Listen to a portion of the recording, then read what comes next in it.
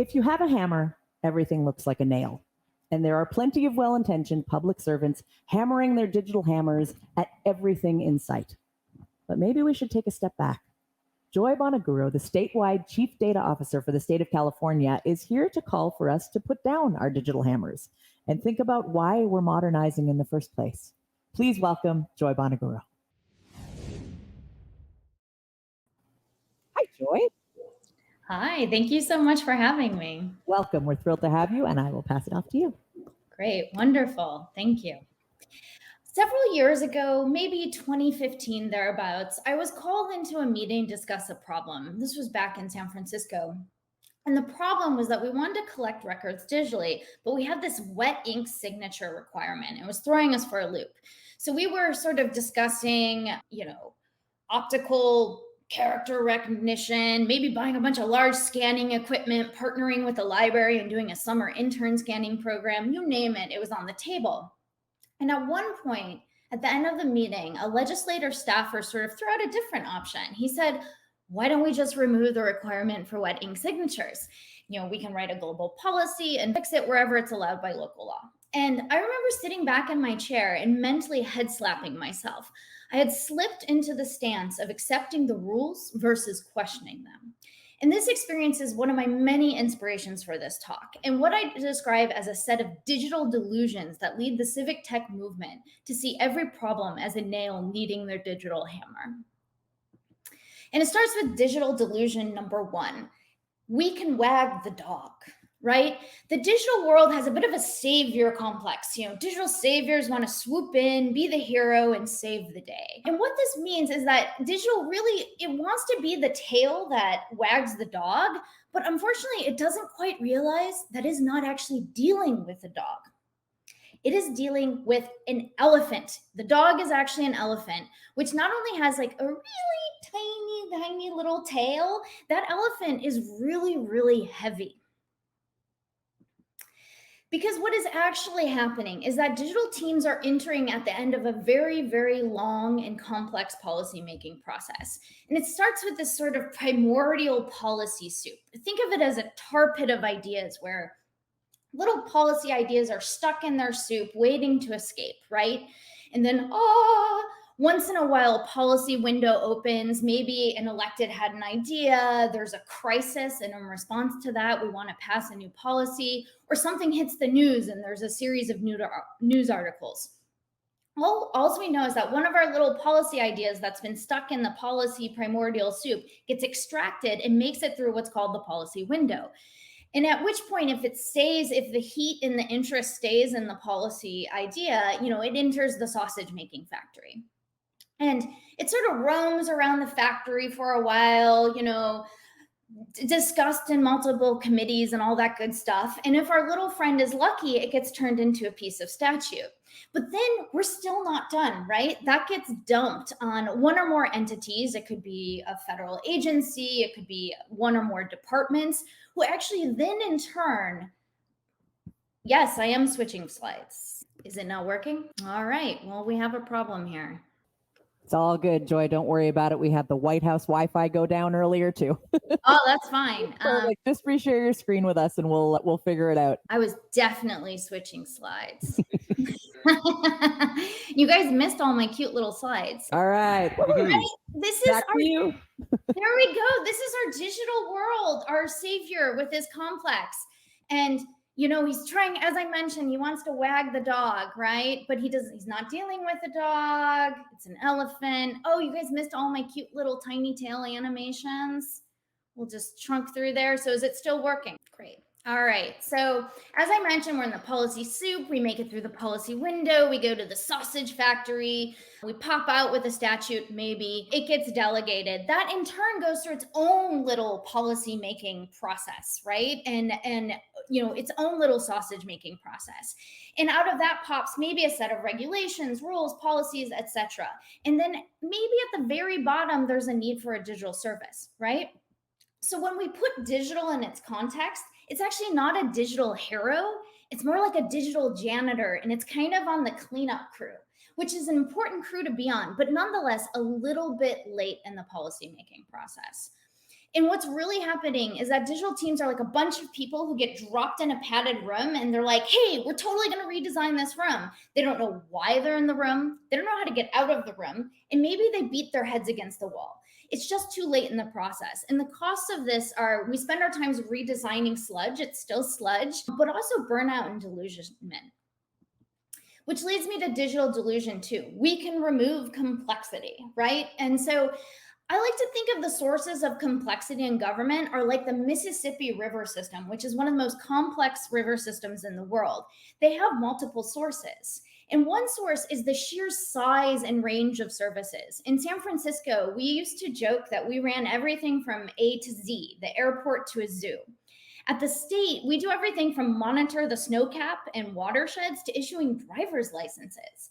And the complexity results because you can't necessarily translate between services or repurpose something you did in one area to a totally different business area. Essentially, governments are like the most complex business conglomerates out there. And then, as we saw during COVID, different levels of government do different things, right? Health regulations might be issued at the county level, but the state help work on acquiring the access supply of vaccines, right? And so this leads to complexity around coordination. There are literally tens of thousands of jurisdictions in California alone, for example. And then, of course, like any large, complex organization, you get what I call bureaucratic accretion, right? Complexity just builds up over time. And it's important to note that government isn't alone. This is any large organization. My husband works for a private company and he sees bureaucratic accretion all the time. And so that being said, I will say digital can help with this last one. I think it can pull off, like, I'm going to give it a solid B+ on, stripping away bureaucratic accretion within a single service area. However, if you have to work across a range of services, it gets a bit tougher, but I'm going to give it like a B-. It can be done. However, working across boundaries, jurisdictional boundaries, gets super tricky, right? And honestly, I haven't seen it that often. And so I'm going to give it sort of a gentleman's C. It's got potential. But unfortunately, we've only talked about the eastern tributaries, right? And water flows from the Rockies are a bit trickier to navigate. And I'll start by grouping them into a bucket of what I call baked-in requirements. These are requirements that are set by statute or policy, and you just can't change them. Some of these are accidental, right? People just didn't realize that they were creating a requirement that's tricky to implement, and sometimes you can change those if you expose the issue to the rule makers. And then some might be well-intentioned, but flawed in implementation. And while you might be able to try and convince folks to change them, you'll run into political issues that are harder to move. And then, of course, we have requirements that are actually designed to be complex, right? They're intended to be complex. And, for me, this has gotten very personal over time. So my brother is special needs. And for many years, I advocated in my family that we have to get him enrolled into services, right? We got to get there. I finally got my parents on board. Our family agreed, but it was an exhausting maze-like process that took 2 years. It was epic. And in the US, a lot of this is actually by design, because it's in part the fallout of an incredible focus on minimizing waste, fraud, and abuse. But unfortunately, these complex rules by design keep us from pursuing simpler, easier ways to provide benefits. For just one example, there's a growing body of evidence around the ability to simplify benefits access through things like direct cash transfers. But instead of having this policy question, which is the key issue that we need to be having and the conversation we need to having, we keep digitizing various complex benefits programs. We have these eligibility checkers, all this stuff that goes through it. And then there's all the participation requirements. And sure, we can make them smoother through text messages and migrating to digital payments and all of that. But at the heart is this policy question of why are we even doing this in the first place? Because it all increases cost and complexity. And I want to flag one more impact of baked in requirements. In the private sector, you have a product idea and you sort of iterate against the market until you sort of spiral towards product market fit. And you might even eventually kill off a product or combine products or otherwise pivot. But what happens when you have baked in requirements and you don't get to choose your customers? We don't get to pick our market or our customers in government. They are mandated. In short, you'll never be able to fully remove the complexity via the lane of digital service delivery. Which leads me to digital delusion number 3. We can fix services to fix government. I'll keep this one short. The reality is that government comes in many flavors. It does a bunch of other stuff than just provide services. One, it funds services that other people provide. So, Health and Human Services in the state of California funds services that are delivered by the county, and they sometimes further outsource that to other people, right? It also regulates, right? It's a regulator. It regulates products and services like ice cream. It also provides firefighting and other emergency response. It also monitors the environment. It's also an explorer, right? We explore space and new technologies and, invest in basic research that then, we help bridge to cross what's called the valley of death from basic research to product in the private sector. And yes, of course, government provides services. But what this means is that if your goal is to modernize government digital services, you're just modernizing one piece of government. And I think this overemphasizing of service has also led to a chant I hear quite often nowadays. And when I heard this for the first time, I couldn't help being slightly confused. So this chant of demos, not memos. And so I decided to write a memo to government digital activists everywhere. From me, we need demos in memos. In recent years, the civic tech community has been chanting demos, not memos. This chant is grounded in the belief that it's more effective to build than to explain.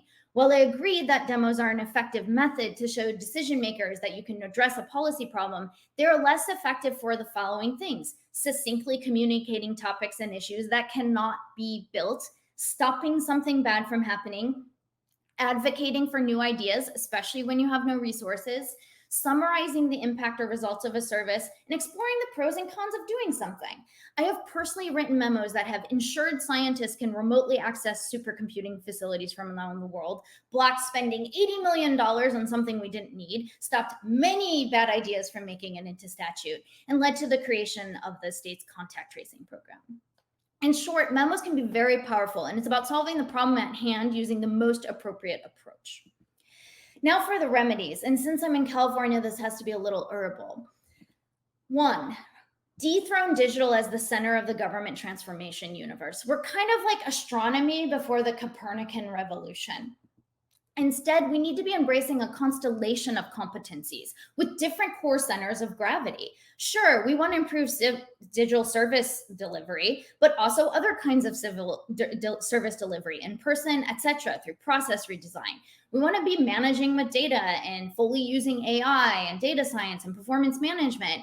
But we also want to invest with what works and beef up our evaluation game, pay for success contracts, and randomized control trials, as well as behavioral economics. The next rule: write the rules, don't digitize them. Rules aren't written in stone, and even if they were, they can be smashed, right? Rules are written by people, they can be edited and deleted. I personally get very involved in rulemaking, and you should too. And so I encourage you, the next time you have the choice between hiring another engineer versus a policy person, pause and rethink it. And I think it's worth taking a step back in time. If this thing that all of us are engaged in is this century's version of government reform, let's go back to the original wave of government reform from over 100 years ago, where the primary focus was to reduce corruption by changing the rules of hiring and buying. In the US, the Pendleton Civil Service Reform Act was explicitly designed to undo what was known as the spoils system, where the spoils go to the winner. In this case, the spoils were government jobs, and the practice was to give jobs to your political supporters. These critical forums were about changing the rules of government, not digitizing them. The last remedy: embrace the bureaucracy. I see a lot of would-be changemakers come in and obsess about FaceTime with electeds. We got to get in front of the electeds. It's worth stepping back and understanding that, different institutional roles have different functions and time horizons. Electeds set the agenda and most of the priorities, but it's up to civil service to implement. So I've created this little 2x2 to help you navigate these different perspectives. On the y-axis, we have electeds, and they have their key priorities, and they have stuff they support, but it's not a key priority. On the x-axis, we have civil service, and they might be less or more excited about something. If you're working on something that is a priority for electeds and civil service is excited, have fun and enjoy the ride. You're set for smooth sailing. However, if you're working on an elected's priority that the civil service is less excited about, be aware that you're likely to face constant headwinds, which doesn't mean you shouldn't persevere and do it, but take note and use this time to learn more about the complexity of government change. If neither group is focused on what you're doing, that means you're in the lower corner and you should please consider returning to shore. However, I encourage you to not forget about areas that many civil service side is excited about and they in elected support but don't prioritize. I say go for it. I have a ton of fun in this quadrant, from creating new procurement vehicles, rewriting job classifications, and increasing training opportunities. Just make sure you pack provisions for the long haul, because you won't have the wind speed of the electeds behind you. But that doesn't mean it's not important. It's not a great way to make friends in the civil service for when you're facing future headwinds. In short, when you over-index on electeds to sell your digital pitch, you're missing many opportunities for deep institutional change, as lots of really important work can happen over the long haul. With that, I encourage you to enjoy your journey, and thank you for having me. Joy, I gotta say, I would watch you as a stand-up comedian based on that deck alone. You can't see the chat stuff that I've been watching here, but people are like tar pits, sausage making, policy soup, elephants. I'm glad you put your slides up because they are hysterical. Thank you so much. It's amazing to see the work that you've done. I have one quick question for you before we have to let you go. You mentioned the sort of aha moment of maybe we don't need a wet signature, right? Like there's these things where the obvious answer is like right in front of you, but because it's such folklore and we're so accustomed to it, we don't notice it. To steal one of your analogies, it's literally an invisible elephant in the room. And when someone points it out and you tell the elephant to leave, everything gets easier. What do you use? Like, what mental kind of model do you use to find those things that are right in front of you, but nobody notices them? I mean, I use all sorts of mental models, right? Including just articulating all my assumptions. And I think one of the biggest assumptions that digital teams make is that they have to be passive recipients of rules, right? And for me, even then, I love, I guess I hate rules. I love redoing rules. So it's sort of part of my personality a little bit, but also because I have policy training, right? And policy training, we learn how to do legal analysis, policy analysis, how to write statute, right? And bringing those competencies into your repertoire helps you be like, you realize like, oh, this is something that I can flex on. And just being like, okay, well, why do we have to accept wet signatures? Why? And then you eventually get to, oh, there's this rule, and okay, let's change it. Not a big deal. Let's just do it. It seems to me like what Joel Minton was saying was hire more engineers, and you're saying hire more engineers who've written policy. That's like the perfect person to solve these problems. Yeah, I mean, you can do both, right? It's good to have people who can flex into multiple domains. I describe myself as a four-legged stool, also known as a chair, where my background's in or data, definitely, obviously data. I know enough technology to be dangerous, but design is my superpower. And then policy is, I think, my secret sauce. That's excellent. Although I think with secret sauce, it's more of a hamburger than a chair, but you're the expert on amazing analogies, so I won't try and cut you. Joy, thank you so much. It has been an absolute joy listening to you. You're a fantastic speaker. And if you could see the chat, people are just like, they want to tune into the Joy Show. So when you start a podcast, let us know. Thank you for having me. So sad the slide mess up in the beginning. Sorry. Oh, no, anything that just made people laugh and enjoy it more. So thank you so much for spending time with us here today, and keep up the great work. Great. Thank you. Bye-bye.